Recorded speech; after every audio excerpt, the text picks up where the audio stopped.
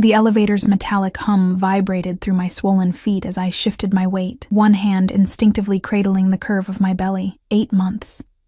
8 months of carrying this secret, this life, this burden that grew heavier with each passing day. The divorce papers felt like burning coal in my worn leather purse, edges already softened from my nervous fingers tracing them over and over during the train ride into the city. I shouldn't have come here. Not to this building with its marble floors and crystal chandeliers. Not to this world that had chewed me up and spit me out 2 years ago. But Marcus's lawyer had been clear. If I wanted this done quickly, cleanly, without complications, I needed to sign in person. No more delays. No more excuses. The doors slid open on the 42nd floor, revealing a reception area that smelled of leather and expensive cologne. My threadbare coat suddenly felt even more inadequate. I'd tried to look presentable, a simple black dress that stretched across my pregnant belly, my hair pulled back in a neat bun, but I knew I looked exactly like what I was.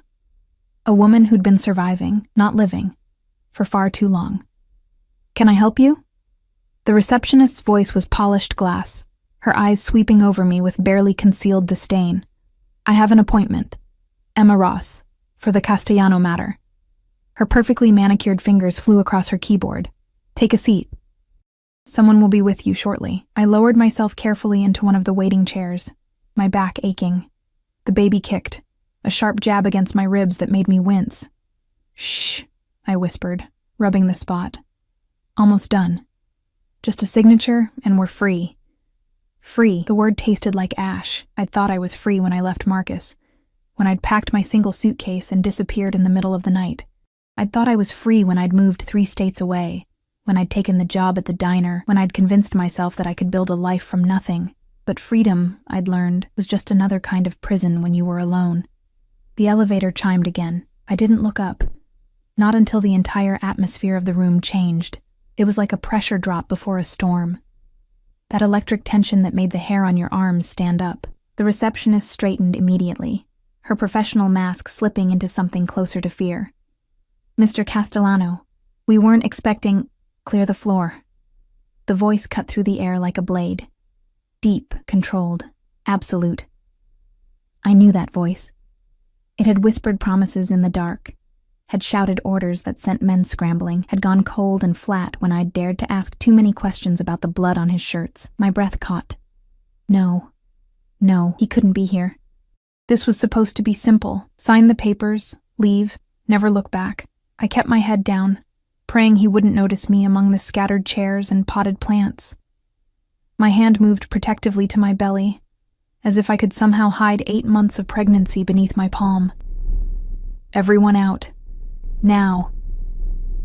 I heard movement, the click of heels, the rustle of papers being gathered in haste, the receptionist's nervous breathing as she passed my chair. Within 30 seconds, the floor was empty, except for the security detail I could sense more than see, positioned at strategic points like chess pieces. And him. I could smell his cologne, that same intoxicating blend of cedar and smoke that used to cling to my skin after he held me. I could hear his footsteps, expensive Italian leather against marble, measured and deliberate. He was walking through the reception area, probably heading to the conference room where his empire was managed with signatures and threats. "Just don't look at me. Please, God, just walk past." The footsteps stopped. My heart hammered so hard I was certain he could hear it. The baby kicked again, harder this time, as if sensing my panic. I pressed my hand more firmly against my stomach, willing everything to be still, to be invisible. Emma. Not a question. A statement. My name in his mouth after 2 years of silence, and it still had the power to make my spine straighten. My pulse race. I forced myself to look up. Dante Castellano stood 5 feet away, and time might as well have stopped. He looked exactly the same, sharp jaw, dark hair perfectly styled, a charcoal suit that probably cost more than I'd earned in 6 months. But it was his eyes that trapped me, those dark eyes that had always seen too much, that had stripped away every defense I'd ever tried to build. Those eyes were currently traveling down my body, stopping at the unmistakable swell of my belly. I watched the color drain from his face, watched his jaw clench, a muscle ticking in his cheek, watched his hands, those dangerous, capable hands, curl into fists at his sides. The silence stretched between us like a chasm.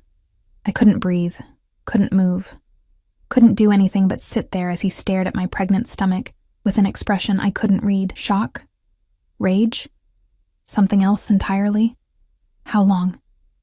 His voice was barely above a whisper, but it carried the weight of a threat. I swallowed hard. That's not... I'm here to sign papers. That's all. How? Long. 8 months. The words tumbled out before I could stop them. But it's not. This isn't why I'm here. I just want to finalize everything and leave. He moved then, crossing the distance between us in 3 strides. Before I could react, he was crouching in front of me, his hands gripping the arms of my chair, caging me in. This close, I could see the storm building in his eyes, could feel the barely controlled fury radiating from him. 8 months, he repeated, his voice deadly soft.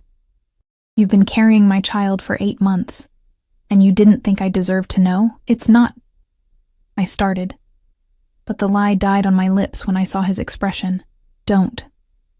The single word was a warning. Don't you dare try to tell me this baby isn't mine. I can count, Emma. I know exactly when you left. My throat tightened. Of course he knew. Dante knew everything. It was one of the things that had terrified me about him. The way he collected information like other people collected stamps. The way he could piece together truths from the smallest fragments. I wasn't going to say that, I whispered. I was going to say it's not your concern. Not anymore. Something dangerous flickered across his face. Not my concern? You're carrying my child, and you think it's not my concern? You never wanted children. You said... I said a lot of things. His hand moved before I could stop him, reaching out to hover just above my belly. He didn't touch, but I could feel the heat of his palm through the thin fabric of my dress. Did you really think you could hide this from me? Did you really think I wouldn't find out? I was going to tell you. After. The lie tasted bitter. I had no intention of ever telling him. I was going to sign the papers, disappear again, raise this baby alone in my tiny apartment above the diner where no one asked questions and everyone minded their own business. After what? After you'd stolen my child? After you'd made sure I'd never know I was a father? You're a monster, Dante. The words ripped out of me, 2 years of suppressed fear and anger finally breaking through. You're a criminal. You hurt people. I never hurt you. The quiet intensity of his words stopped me cold, because it was true. In all the time we'd been together, through all the darkness I'd witnessed, all the violence that swirled around him like a permanent storm, he'd never once raised a hand to me. He'd sheltered me from the worst of his world, had kept me in a golden bubble where I could pretend that the man who kissed me goodnight wasn't the same man who'd ordered someone's death before breakfast. But that bubble had shattered the night I'd overheard him on the phone, casually discussing the elimination of a problem that turned out to be a 23-year-old kid who'd skimmed money from the wrong account. I'd realized then that it didn't matter how gentle Dante was with me. His hands were still stained with blood. You didn't have to, I said quietly. I was already dying inside, living in your world. His jaw clenched again. For a long moment, he just stared at me, and I saw something I'd never seen before in Dante Castellano's eyes, uncertainty. Then he stood abruptly, pulling out his phone. Antonio. Yes. Cancel everything. Everything. I don't care. Handle it. He ended the call and slipped the phone back into his pocket, his attention never leaving me. You're not signing anything today. What? No. Dante, I have to... The only thing you have to do right now is come with me. We need to talk. Really talk. I'm not going anywhere with you. Emma. He crouched down again, and this time when his hand moved to my belly, he made contact.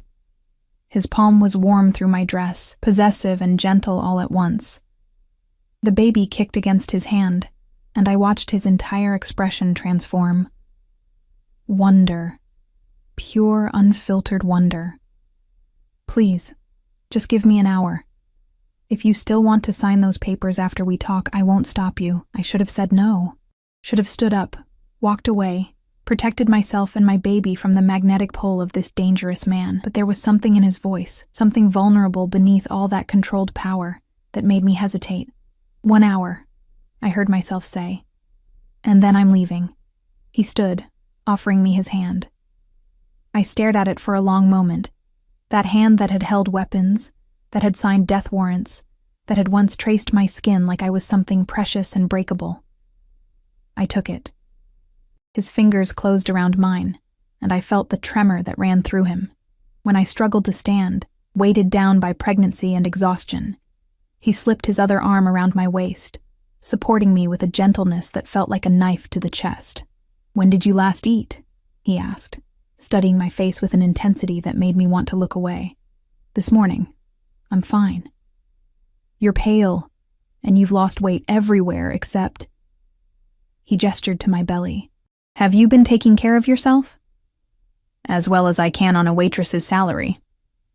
The words came out sharper than I'd intended, but they had the desired effect. His expression darkened, and I saw the guilt flash across his features. Good. He should feel guilty. He was the reason I'd been surviving on ramen noodles and free diner food, the reason I'd been working double shifts until my feet swelled so badly I could barely walk.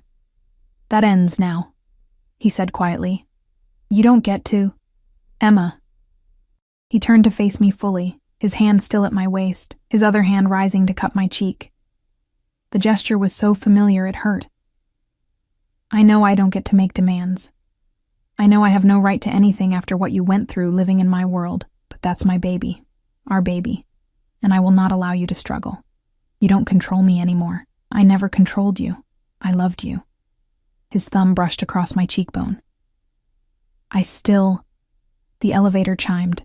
We both turned to see one of his men stepping out, eyes carefully averted from the intimate scene. "Mr. Castellano, the car is ready, and I've contacted Dr. Morrison. She's standing by at the penthouse." "Good." Dante's hand tightened fractionally on my waist. "Let's go." "Wait, what?"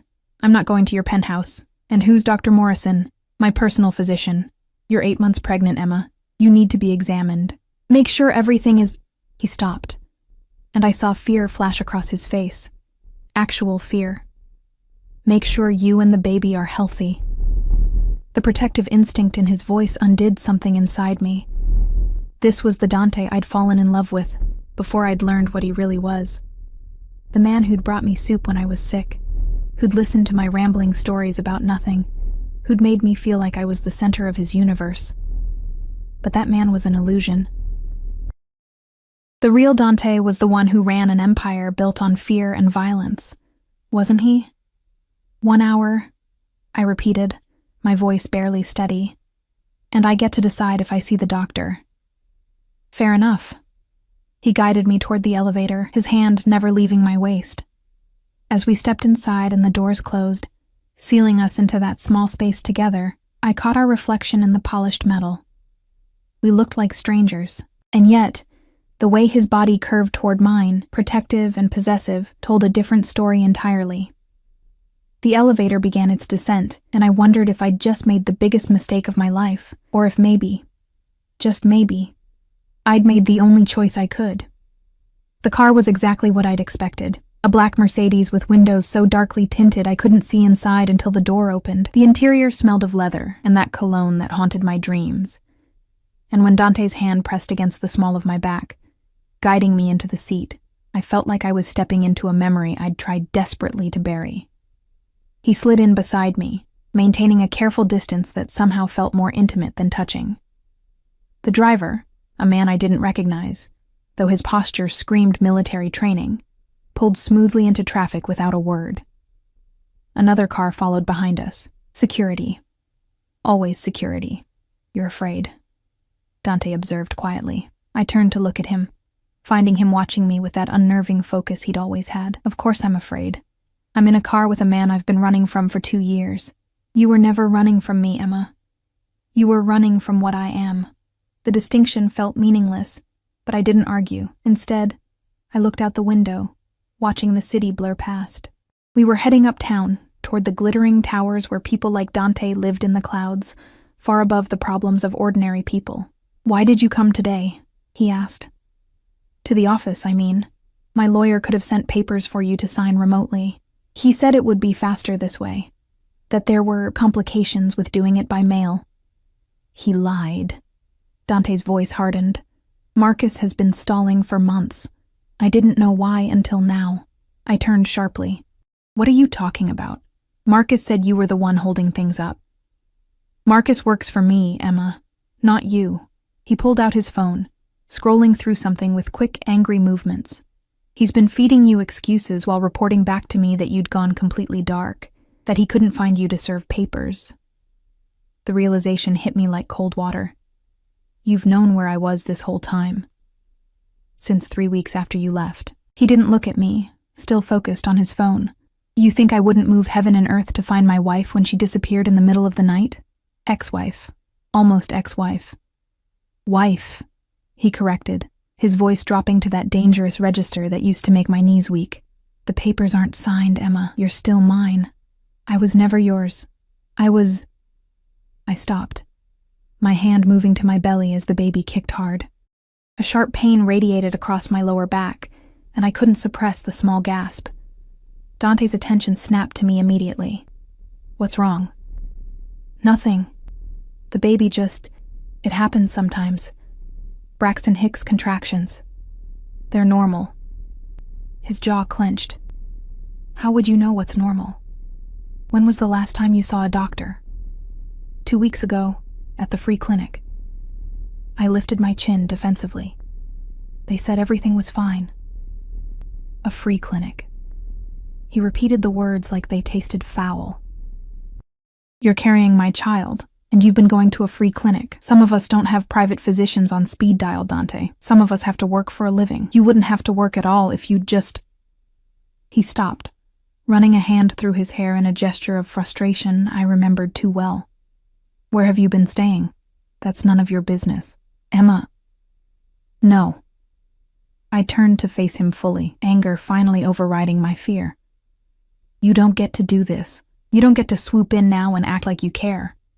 Where were you when I was throwing up every morning for 4 months? Where were you when I had to choose between paying rent and buying prenatal vitamins? Where were you when I was so tired I could barely stand, but I had to work a double shift because the diner was short-staffed? I was looking for you. His voice rose, then immediately dropped back to that controlled tone, but I could see the fury burning in his eyes. Every single day, Emma, every resource I had was dedicated to finding you, to making sure you were safe. Do you have any idea what it did to me? Not knowing where you were? Not knowing if you were hurt or sick or... He stopped, his hand clenching into a fist on his thigh. I thought you might be dead. There were nights I was certain you were dead. The raw pain in his voice caught me off guard. I'd never considered what my disappearance might have done to him. In my mind, Dante was invincible, untouchable. The idea that he'd suffered seemed impossible. Then why didn't you just finalize the divorce? I asked quietly. If you knew where I was, you could have forced it through, because I'm not ready to let you go. The admission hung in the air between us.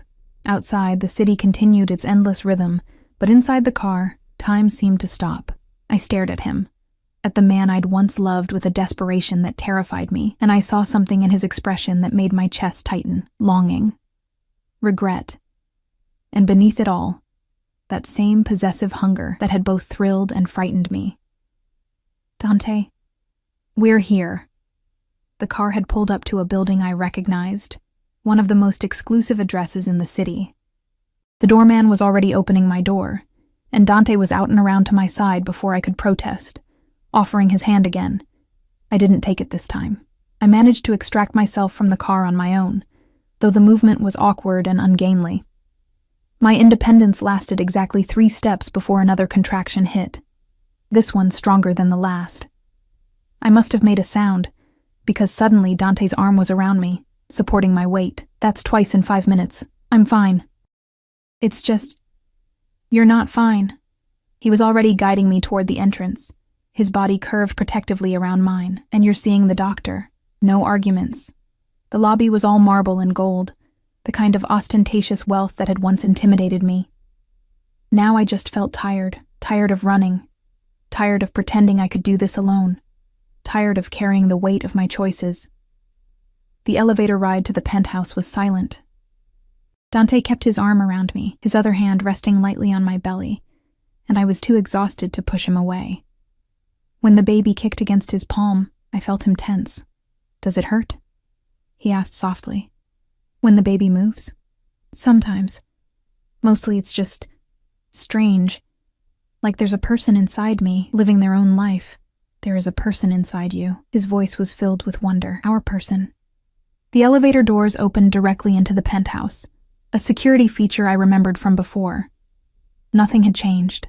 The same modern furniture, the same floor-to-ceiling windows overlooking the city, the same grand piano in the corner that Dante had never learned to play. But there was something different. On the coffee table sat a stack of books, pregnancy guides, parenting manuals, books about child development. All of them looked well read, pages marked with sticky notes. I stared at them, my throat tightening. "Dante, I told you. I've been preparing." He guided me to the couch, helping me sit before crouching in front of me again. This seemed to be his preferred position now, on his knees, looking up at me. "From the moment I found out you were alive, I've been getting ready. Just in case." "In case of what?" "In case you came back." His hands rested on my knees, warm and steady. "In case I got a second chance." Before I could respond, the elevator chimed again. A woman in her 50s stepped out, carrying a medical bag. She had kind eyes and a professional demeanor that immediately put me at ease. "Dr. Morrison," Dante said, standing. "Thank you for coming on such short notice." "Of course." She smiled at me. "You must be Emma. I'm Claire Morrison. I specialize in high-risk pregnancies, though I'm sure there's nothing to worry about. Dante has told me a lot about you." I shot him a look. He had the grace to look slightly embarrassed. "Let's get you examined, shall we?" Dr. Morrison set down her bag. "Is there somewhere we can have some privacy?" "The bedroom." Dante gestured toward the hallway. "I'll show you." "I know where it is," I said quietly. Because of course I did. I'd slept in that bedroom for 6 months, had memorized every inch of that space. The thought of going back there made my chest ache. "Doctor." Morrison helped me up, and I walked slowly down the hallway, feeling Dante's eyes on my back with every step. The bedroom was exactly as I remembered. King-sized bed with charcoal sheets, minimalist furniture. That same painting on the wall that I'd always thought looked like a storm over an ocean. "Lie down, dear," Dr. Morrison said gently. "Let's see how you and baby are doing." The examination was thorough but gentle. She checked my blood pressure, listened to the baby's heartbeat, measured my belly. Through it all, she asked questions. When was my due date? Had I been experiencing any unusual symptoms? Was I feeling the baby move regularly? "Everything looks good," she finally announced, helping me sit up. "Baby's heartbeat is strong, position is good. But Emma, you're measuring a bit small. Have you been eating enough?" I felt my cheeks heat. "I eat. It's just, finances have been tight." Her expression softened with understanding, not judgment. "I'm going to write down some recommendations for you. High-protein foods, prenatal vitamins, the good ones, not the cheap ones from the drugstore. And you need to be taking it easy. Working on your feet all day isn't good for you or the baby, especially this late in the pregnancy." "I don't have a choice. I have to work." "Actually," Dante's voice came from the doorway, "you don't." I turned to find him leaning against the frame, arms crossed. How long had he been standing there? "I told you to wait in the living room," Dr. Morrison said mildly. "It's my penthouse, and my child." He pushed off the frame, walking into the room. "What did you find?" Dr. Morrison looked at me for permission.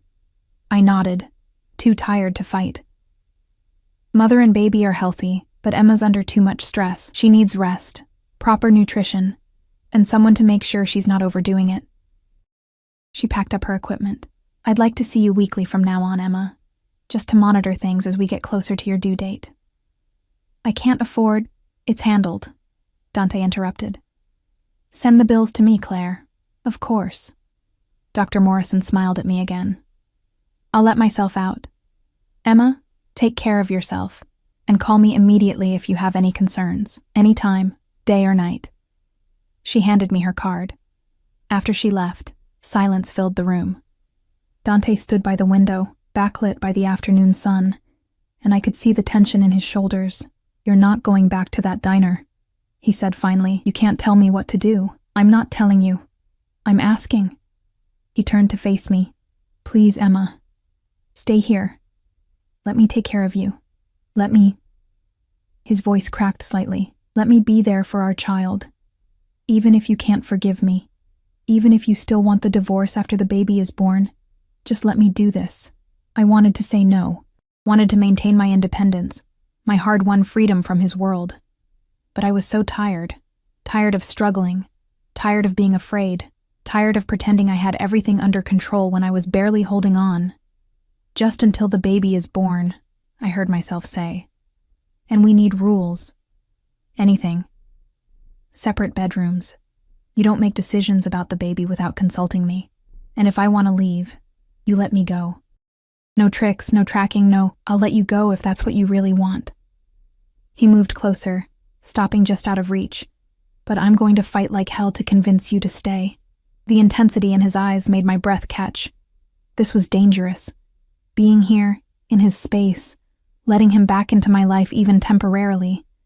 It was like standing at the edge of a cliff, but what choice did I have? The baby kicked again, as if casting a vote, and I pressed my hand to the spot. "Okay," I whispered. But just until... The rest of my sentence was cut off by a sharp, searing pain that ripped across my abdomen, not a Braxton Hicks contraction. Something else. Something wrong. I gasped, doubling over, and Dante was there instantly, his hands on me, his voice sharp with panic. "Emma? Emma, what's wrong?" Something's... The pain intensified, and I felt wetness between my legs. When I looked down, my dress was stained with blood. "No," I whispered. "No, no, no." Dante was already on his phone, already barking orders. "Claire, get back here now. Call an ambulance. Move." His arm wrapped around me as I started to slide off the bed, and the last thing I saw before the world went gray was the terror in his eyes. Absolute, consuming terror. "Stay with me," he commanded, his voice the only anchor in the darkness. "Emma, stay with me. Please, don't leave me again. Please," but the darkness was already pulling me under. I woke to the steady beep of monitors and the antiseptic smell of a hospital. The ceiling was white, unfamiliar, and for a moment I couldn't remember where I was, or why every muscle in my body ached. Then it all came rushing back. The penthouse, the blood, Dante's terrified face. My hand flew to my belly. "The baby's fine." I turned my head to find Dante sitting in a chair beside the bed, looking like he hadn't slept in days. His suit jacket was gone, his shirt wrinkled and partially unbuttoned, his hair disheveled from running his hands through it. But it was his eyes that stopped me, red-rimmed and haunted. "You're sure?" My voice came out raspy. "I'm sure." He leaned forward, elbows on his knees. "Placental abruption. Partial, not complete. Dr. Morrison caught it in time. They've stabilized you both, but you're on strict bed rest for the remainder of the pregnancy." Relief flooded through me so intensely I felt tears prick my eyes. How long was I out? 14 hours. His voice was rough. Longest 14 hours of my life. I looked around the room properly now. This wasn't a regular hospital room. It was too large, too quiet, too private. "Where are we?" "Mount Sinai, private wing." He straightened slightly. "You've been assigned a team of specialists, the best in the city. They'll be monitoring you around the clock until delivery." "I can't afford... Emma." He cut me off gently but firmly. "Stop. Just stop. Money is the least of our concerns right now." I wanted to argue, but exhaustion pulled at me. The monitors beeped steadily, a rhythm that matched the strong heartbeat I could hear through speakers. The baby's heartbeat, I realized. They were letting me listen to it. "You stayed," I said quietly. "Where else would I be?" He ran a hand over his face. "I almost lost you both. Do you really think I'd leave? You have businesses to run, an empire to manage." "Fuck the empire." The words were harsh, vehement. "None of it matters if you're not." He stopped, jaw clenching. "Antonio is handling things. I'm not going anywhere." A nurse came in then, checking my vitals with practiced efficiency. She was young, professional, and clearly trying not to stare at Dante. When she left, the silence returned, heavier now. "You should go home," I said. "Get some sleep." "I'm fine now." You collapsed in my arms, bleeding. "You are not fine. The doctors said you've been working yourself to exhaustion, that you're malnourished, that the stress you've been under could have killed both of you." His voice shook with barely controlled anger. "So no, Emma, you are not fine, and I am not leaving." I closed my eyes, too tired to fight. "I did what I had to do. You should have come to me. You're a criminal, Dante. The father of my child shouldn't be someone who—" I stopped, aware that even hospital rooms might have ears. "Someone who, what, kills people? Runs illegal operations?" He stood abruptly, pacing to the window. "You think I don't know what I am? You think I don't live with it every day? Then why do you keep doing it?" He was silent for a long moment, staring out at the city lights. When he spoke, his voice was quieter. "Because I was born into this life. Because walking away would mean war. Because there are people who depend on me. Families who would be destroyed if the Castellano Empire fell." He turned back to me. "But none of that matters now. What matters is keeping you and our baby safe." "Safe from what?" "From you." The words hung between us like a blade. I saw him flinch, saw the pain flash across his face. "If that's what it takes," he said finally. "If you need me to walk away after the baby is born, if you need me to be nothing more than a name on a birth certificate and a monthly check, I'll do it. But right now, you need me. Whether you want to admit it or not." He was right, and I hated it. I hated that I was lying in this hospital bed, dependent on him. Hated that my body had betrayed me, that I couldn't even keep myself and my baby safe on my own. I wanted to do it alone, I whispered. I wanted to prove I could. "Why?" He moved back to the chair, sitting down heavily.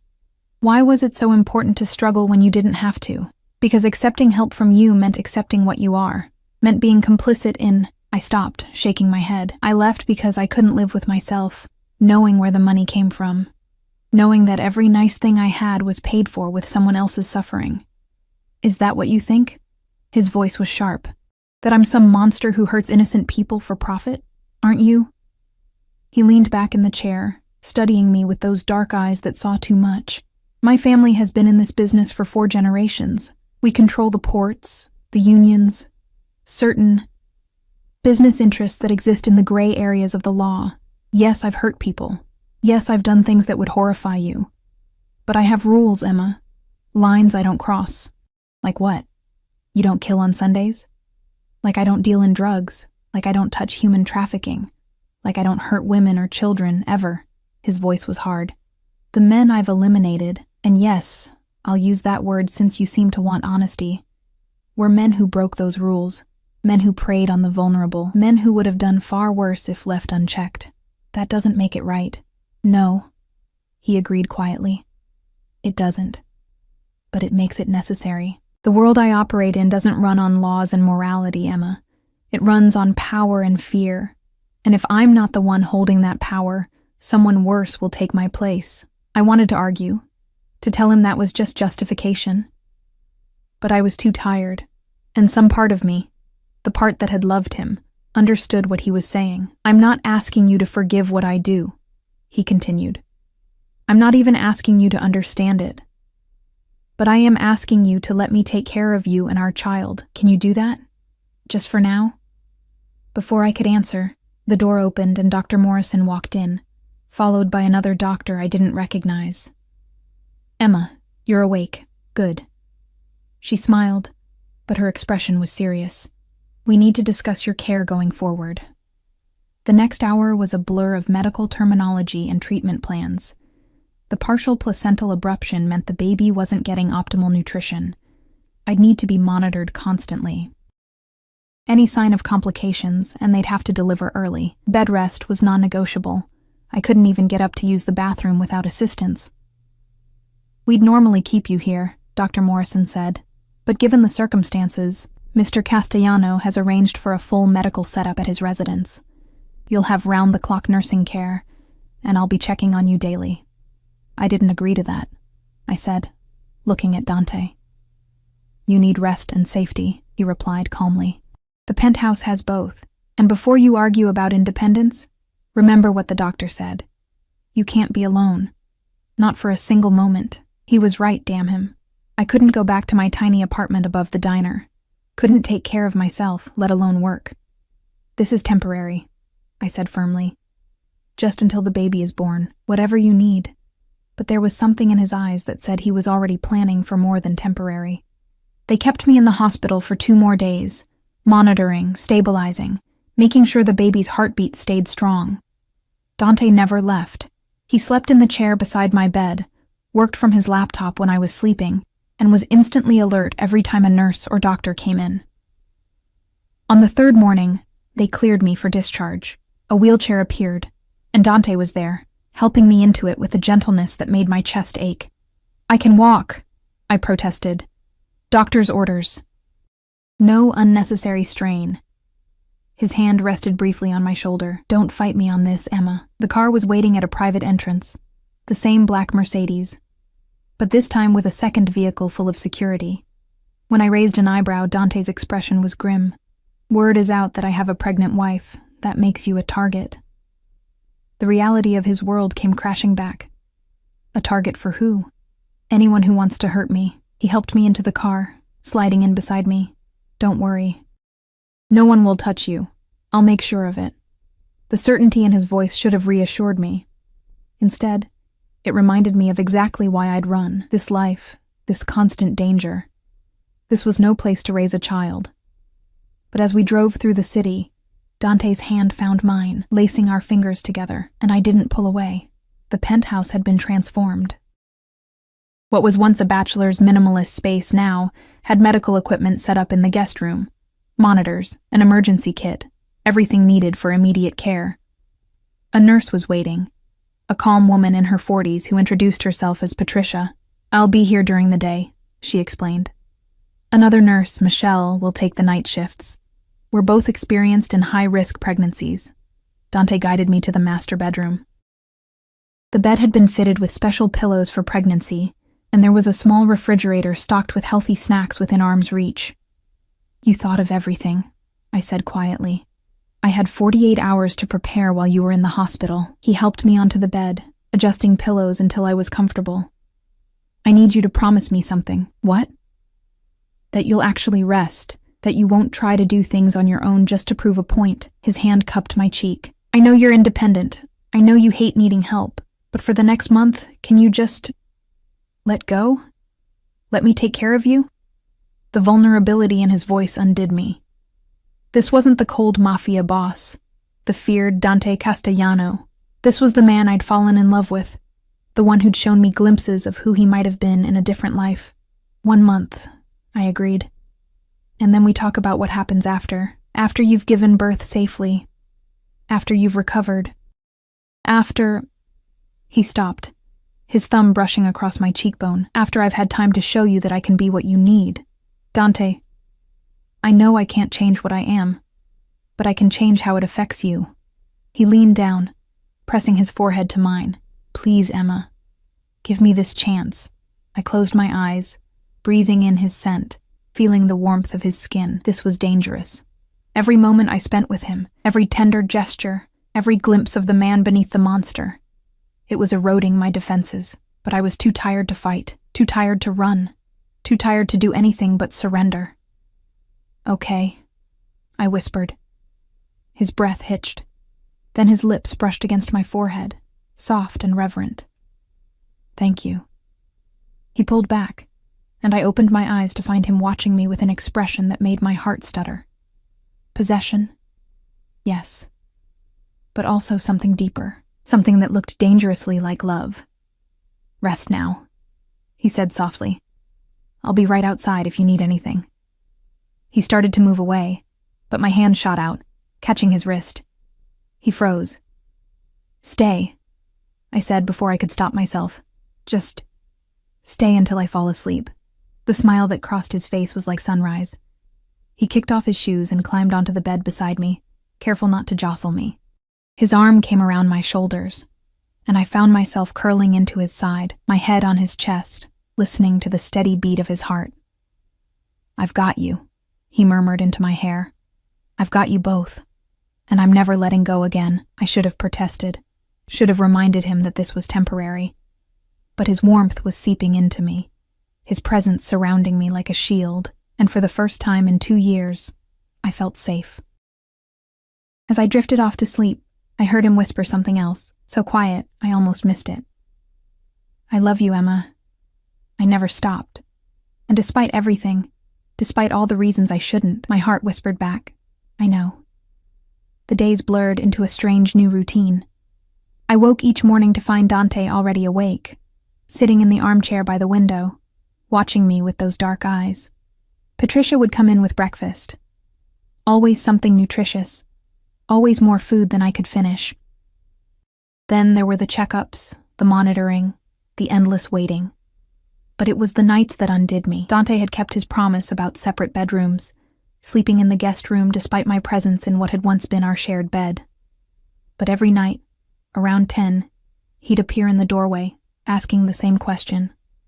"Can I stay until you fall asleep?" And every night, I said yes. It became our ritual. He'd lie beside me, fully clothed, careful not to touch me unless I reached for him first. We'd talk in the darkness, about everything and nothing. He told me about the business deals he was managing remotely, careful to keep the details vague. I told him about the diner, about the regulars who came in every morning, about the life I'd built in my exile. We didn't talk about the future. We existed in this suspended moment, where the only thing that mattered was the baby growing inside me and the fragile truce between us. 2 weeks passed. The baby grew stronger, more active. Sometimes, when a particularly hard kick woke me in the middle of the night, I'd find Dante already awake, his hand hovering over my belly, asking silent permission. I'd take his hand and place it where the movement was strongest, watching his face transform with wonder. "She's strong," he'd whisper. "She? Or he? I just have a feeling." His thumb would trace gentle circles over my stomach, strong and stubborn, like her mother. It was during one of these quiet moments, 3 weeks into my bed rest, that everything changed. I woke to raised voices outside the bedroom. Dante's voice sharp with authority, and another man's, one I didn't recognize. I sat up carefully, straining to hear. "Don't care what Salvatore says. The answer is no." "He's not asking, Dante. He's demanding." "You know what that means. It means he's forgotten who runs this family." Dante's voice dropped to that dangerous register. "Tell him if he has a problem with how I'm conducting business, he can come to me directly. But he stays away from her. That's non-negotiable." Silence. Then, "He knows about the baby, about Emma. He's saying it makes you weak, that you're distracted. Get out." "Dante," I said, "get out. And tell Salvatore that if he or anyone else comes near my wife, near my child, they'll answer to me personally. Do you understand?" Footsteps. The elevator chiming. Then silence. The bedroom door opened slowly. Dante stood there, and I could see the tension radiating from him, the barely controlled fury in his eyes. "How much did you hear?" he asked. "Enough. Who's Salvatore?" He exhaled slowly, running a hand through his hair. "My uncle. My father's brother. He's been unhappy with some of my recent decisions. Decisions like taking time away from business to take care of me. Decisions like refusing to expand into territories that would require methods I'm not willing to use." He came into the room, sitting on the edge of the bed. "He thinks I've gone soft, that having a family makes me vulnerable." "Doesn't it?" I asked quietly. "You just said I'm a target. The baby is a target. How is that not a weakness?" "It's not a weakness. It's a line in the sand." His hand found mine. "Before you, I had nothing to lose. That made me reckless, dangerous in ways that even I didn't fully understand. But now..." He squeezed my fingers gently. "Now I have everything to lose. That doesn't make me weak. It makes me lethal. Because there is nothing I won't do to protect you both." The certainty in his voice sent a shiver down my spine. This was the man people feared, the one who controlled an empire through force and will. But it was also the man who brought me water in the middle of the night, who read pregnancy books with sticky notes marking important passages, who talked to my belly when he thought I was asleep. I'm scared, I admitted. Not of you, of this world you live in, of raising a child surrounded by danger. I know. He shifted closer, his free hand moving to rest on my belly. I've been thinking about that, about what comes after. After the baby is born, after you've recovered. He took a breath. I want us to leave. I stared at him. Leave? What do you mean? Leave the city. Leave this life. At least the visible parts of it. His words came faster now, like he'd been holding them in for too long. I've been setting things up. Antonio can run the day-to-day operations. I can manage the rest remotely. We could go somewhere quiet, somewhere safe. Raise our child away from, he gestured vaguely, all of this. You'd do that? Just walk away? For our family. I'd do anything for you. His eyes met mine, and the intensity there took my breath away. I know I can't erase what I am, Emma. I know I can't undo the things I've done. But I can choose what comes next, and I choose you. I choose our baby. I choose a life where my child doesn't have to grow up afraid. Tears pricked my eyes. Dante. You don't have to answer now. Just think about it. Please. Before I could respond, my phone buzzed on the nightstand. I rarely got calls anymore. My old life had faded into memory, and I had no one left who would reach out. So when I saw the number, my stomach dropped. The diner. Hello? Emma? It's Gary. My old boss's voice was tight with worry. Listen, I don't want to alarm you, but there were some men here today, asking about you. My blood ran cold.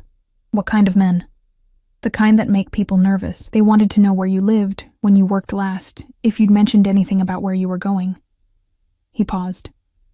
Emma, what kind of trouble are you in? Dante was already on his feet, his expression dark. He held out his hand for the phone, and I gave it to him without question. This is Dante Castellano, who came to your establishment. His voice was pure authority. I watched him listen, his jaw clenching tighter with each passing second. Description. I see. No, you did the right thing calling. If they come back, you contact this number immediately. He rattled off a phone number. And Gary? Thank you for looking out for her. He ended the call, immediately dialing another number. Antonio. We have a problem. Someone's sniffing around Emma's old workplace. I don't know yet. Get me eyes on the diner and run down everyone who's been asking questions about my wife in the past month. He paused. No, not Salvatore's style. This is something else. He hung up and turned back to me, and I saw something in his face that terrified me. Not anger. Fear. What's happening? I asked. I don't know yet, but we're going to find out. He pulled out another phone. I'd learned he kept several, and made a series of rapid calls, each one short and clipped. Within minutes, he'd mobilized what sounded like an entire security apparatus. When he finally sat back down, his hand immediately went to my belly. As if reassuring himself we were still there, still safe. I need you to tell me everything, he said quietly. Everyone you talked to after you left. Every place you stayed. Every person who might have known you were pregnant. Why? What does it matter? Because someone is looking for you. Someone who isn't me, who isn't my organization. His thumb traced soothing circles over my stomach, a contrast to the tension in his voice. And I need to know who and why before they get any closer. The baby kicked hard, as if responding to the stress. I took a shaky breath and started talking. I told him about the bus station where I'd bought a ticket with cash, the motel where I'd stayed for 2 weeks, working under the table at a laundromat, the diner where I'd finally landed a steady job, the free clinic where I'd confirmed the pregnancy. Did you use your real name anywhere? He asked. Only at the clinic. They needed ID for the medical records. His expression darkened. The clinic. What was it called? Women's Health Services, on Maple Street. Why? He was already on the phone again. I need everything you can find on Women's Health Services. Maple Street location. Patient records, staff, security footage, everything from the past 8 months. I don't care if it's legal. Get it done. He hung up and looked at me. Free clinics sometimes sell patient information, especially pregnancy records. Why would anyone want? I stopped, understanding dawning. The baby, he confirmed grimly. An heir to the Castellano fortune, leverage against me, a target for anyone who wants to hurt me or force my hand. The room suddenly felt too small, the air too thin. Oh God. Dante, what if... No. He cupped my face in his hands, forcing me to look at him. No one is touching you. No one is touching our baby. Do you understand me? I will burn down this entire city before I let anything happen to either of you. The ferocity in his voice should have scared me. Instead, it anchored me. Because I knew he meant every word. We should have left already, I whispered. We will.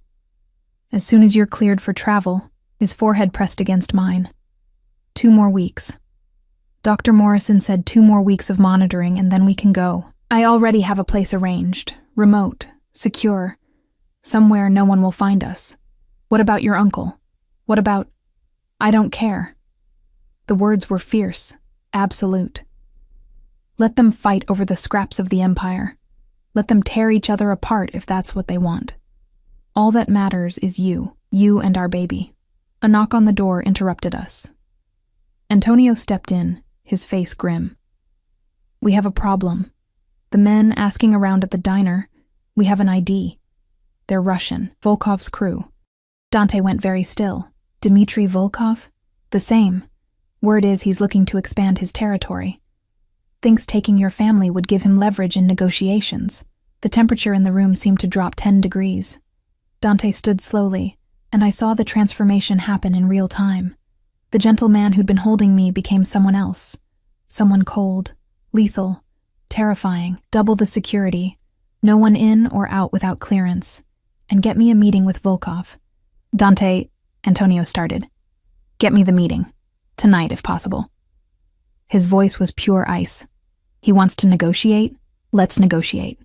Antonio nodded and left. Dante turned back to me, and I saw him visibly force himself to soften, to push back the darkness I'd just witnessed. I have to handle this, he said quietly. But I'm leaving 6 men outside this room. Patricia is here. You'll be safe. You're going to meet with him? The man who's been hunting me? I'm going to make him understand that you're off limits, that this baby is off limits. He leaned down, pressing a kiss to my forehead. I'm going to make sure he never thinks about you again. Dante, I caught his hand. Be careful, please. Something softened in his eyes, always. I have too much to come back to now. He kissed me then, really kissed me, for the first time since I'd walked back into his life. It was gentle and desperate all at once, a promise and a goodbye. And when he pulled away, I saw my own fear reflected in his eyes. I love you, he said quietly. I need you to know that, whatever happens, whatever you decide after all this is over, I love you. The words stuck in my throat. I couldn't say them back. Not yet. Not when I still didn't know if we had a future. He smiled sadly, like he understood. It's okay. You don't have to say it. Just be here when I get back. Where else would I go? I tried to joke, but it came out shaky. Nowhere. Not anymore. He pressed one more kiss to my forehead, then to my belly. Take care of your mama, little one. Daddy's got some business to handle. And then he was gone, leaving me alone with my racing heart and the terrifying certainty that everything was about to change. Again. The hours crawled by with agonizing slowness. Patricia checked on me every 30 minutes, her professional calm doing nothing to ease the knot of anxiety in my chest. I tried to sleep, tried to rest like I was supposed to, but every sound made me jump. Every footstep in the hallway had me holding my breath, waiting. It was past midnight when I finally heard the elevator. I sat up as carefully as I could, my heart hammering. The penthouse door opened, and I heard low voices, Dante and Antonio, discussing something I couldn't make out. Then Dante appeared in the doorway. He looked exhausted, his tie loosened, his jacket gone. But he was whole, unharmed. The relief that flooded through me was so intense I felt dizzy. Hey, he said softly. coming to sit on the edge of the bed. You should be sleeping. You think I could sleep not knowing if you were... I stopped, shaking my head. What happened? It's handled. His hand found mine, squeezing gently. Volkov won't be a problem anymore. What does that mean? Dante, did you... I made him an offer he couldn't refuse. A ghost of a smile crossed his face. Turns out he wasn't actually interested in you or the baby. He was interested in the ports. Someone had told him that I was distracted, vulnerable, that now would be the perfect time to make a move. Someone? You mean your uncle? Salvatore. The name came out like a curse. He's been playing both sides, trying to force me out by making me look weak. The pregnancy was supposed to be proof that I'd lost my edge. So, what did you do? I gave Volkov the ports. He said it calmly, like he was discussing the weather. Not all of them. Just enough to keep him happy and to make it clear that I'm not interested in territorial disputes anymore. In exchange, he pulls back completely. No interest in my family, no moves against my remaining operations. I stared at him. You just gave away part of your empire? I gave away a piece of something I don't want anymore. His other hand moved to my belly, spreading protectively over our baby. What I want is this. You. Our child. A life that doesn't involve looking over my shoulder every second, wondering who's going to make a move next. And your uncle? His expression hardened. Salvatore made his choice. He sided with an outsider against family. There are consequences for that. The cold finality in his voice told me everything I needed to know. I should have been horrified. Part of me was. But another part, the part that had felt our baby's kicks, that had nearly lost everything in that hospital, understood. In Dante's world, betrayal wasn't forgiven. It was eliminated. It's done, he said quietly, reading my expression. All of it. Volkov has his territory. Salvatore is no longer a factor. And Antonio is taking over the remaining operations. I'm out, Emma. Really out. Just like that? Just like that. He leaned in, pressing his forehead to mine. I told you I'd do anything for you. For our family. I meant it. The baby chose that moment to kick. Hard enough that Dante felt it against his palm. He laughed. Actually laughed. The sound full of wonder and joy. Strong, he murmured. Definitely takes after you. We don't know if it's a girl. I know. He shifted, lying down beside me and pulling me carefully into his arms. I can feel it. She's going to be fierce and stubborn and beautiful, just like her mother. I nestled against his chest, listening to his heartbeat steady and strong. What if it's a boy? Then he'll be fierce and stubborn and handsome. His hand traced lazy patterns on my back. Either way, they'll be ours. And they'll be safe. That's all that matters. We lay there in the darkness, and for the first time since I'd walked into that office building 3 weeks ago, I let myself believe it might actually be true, that we might actually have a chance. Emma? Do you remember the first time we met? I smiled against his chest. The gallery opening. You spilled champagne on my dress. You told me it was an improvement over the pattern. His voice was warm with memory. I fell in love with you right then. This woman who wasn't afraid of me, who looked at me like I was just another person, instead of Dante Castellano, head of the family. I didn't know who you were then. I know. That's why I fell so hard. His arms tightened around me. You saw me, Emma.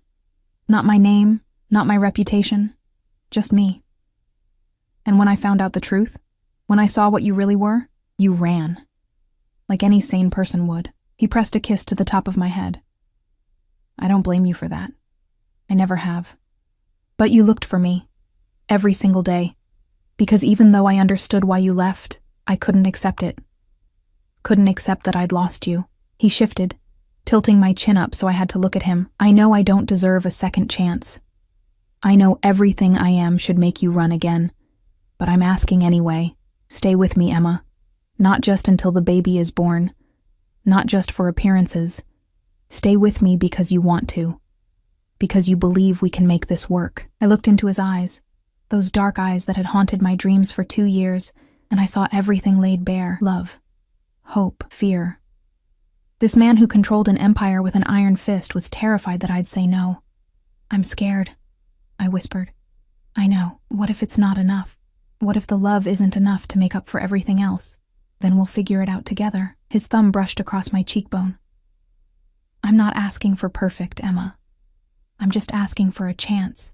The baby kicked again, as if casting another vote. I pressed my hand over Dante's, feeling our child move beneath our palms. This little life we'd created. This unexpected miracle. Okay, I heard myself say. Okay, we'll try. The smile that broke across his face was like sunlight. He kissed me then, deep and thorough and full of promise, and I kissed him back, pouring 2 years of longing and fear and love into it. When we finally broke apart, we were both breathing hard. I love you, he said again. God, Emma, I love you so much. I love you too. The words came easier this time. I never stopped.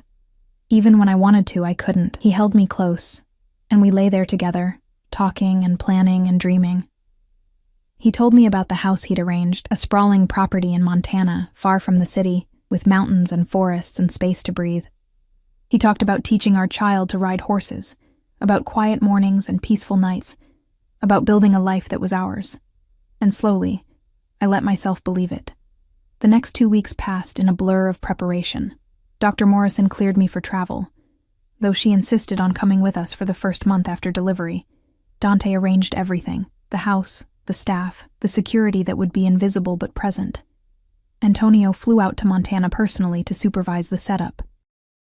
And through it all, Dante never left my side. I woke one morning to find him packing, carefully folding baby clothes we'd ordered online into a small suitcase.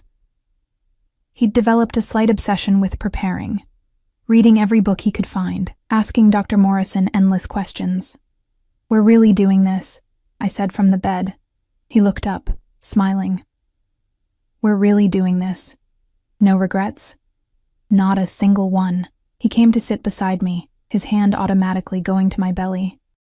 You're my family now. You and this little one. Nothing else matters.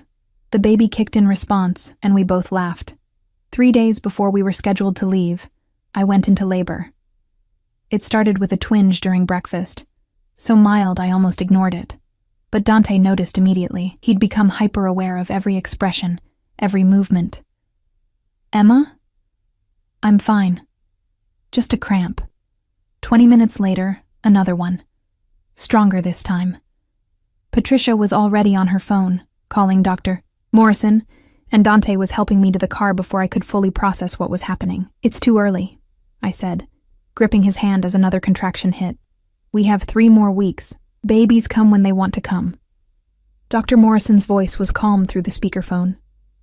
I'm meeting you at the hospital. Emma, just breathe. Everything is going to be fine. The next hours were a blur of pain and pressure, and Dante's voice, steady and sure, anchoring me through it all. You're doing so well, love, so strong. Just breathe with me. His hand never left mine, even when the contractions became unbearable. Even when I screamed and cursed and told him I couldn't do this, he stayed. His forehead pressed to mine, his voice in my ear, his absolute certainty that I could do this carrying me through. And then, after what felt like forever, and no time at all, I heard it. The sharp, indignant cry of our baby. It's a girl, Dr. Morrison announced, smiling. A beautiful, healthy girl. They placed her on my chest, this tiny, perfect creature with a shock of dark hair and lungs that could wake the dead. I stared at her in wonder, tears streaming down my face, and felt my entire world shift and realign. Oh, I breathed. Oh, Dante, look at her. He was crying too, I realized.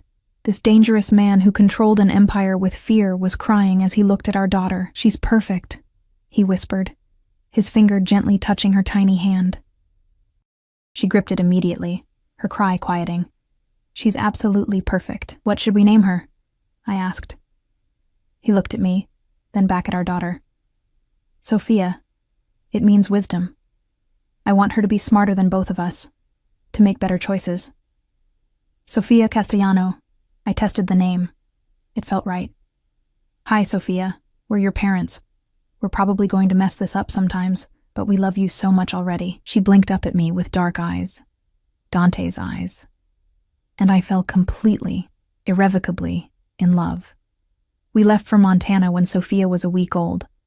The private plane was set up with everything we could possibly need, and Dr. Morrison came with us, just as promised. Patricia, too, because I'd grown attached to her steady presence. When we landed and drove to the house, I caught my first glimpse of our new life. It was beautiful. A sprawling ranch house with views of snow-capped mountains, surrounded by forest and sky. Remote, peaceful, safe. "What do you think?" Dante asked nervously as we pulled up. Sophia was asleep in my arms, her tiny face peaceful. I looked at the house, at the life waiting for us, and then at Dante. "I think it's perfect." He smiled, that full, genuine smile that I'd fallen in love with. "Welcome home, Emma. Home." The word settled over me like a warm blanket. Inside, the house was everything we'd planned. A nursery painted soft yellow, a master bedroom with mountain views, a kitchen built for family dinners. It was so far from the penthouse, from that world of marble and danger. That night, after Sophia had been fed and changed, and was sleeping in her bassinet beside our bed, Dante and I stood at the window, looking out at the stars. "Do you miss it?" I asked quietly. "The power, the control, all of it?" "No." He wrapped his arms around me from behind, careful of my still healing body. "I don't miss any of it. This, you, Sophia, this life, this is everything I never knew I needed." I leaned back against him, letting myself relax completely for the first time in 2 years. "I love you, Dante. I love you too."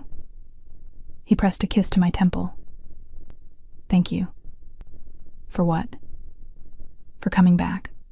For giving me another chance. For our daughter." His arms tightened slightly. "For believing that people can change." I turned in his arms, looking up at him. "You didn't change who you are. You just chose what matters more, and what matters is this family." He cupped my face gently. "You're my redemption, Emma. You and Sophia.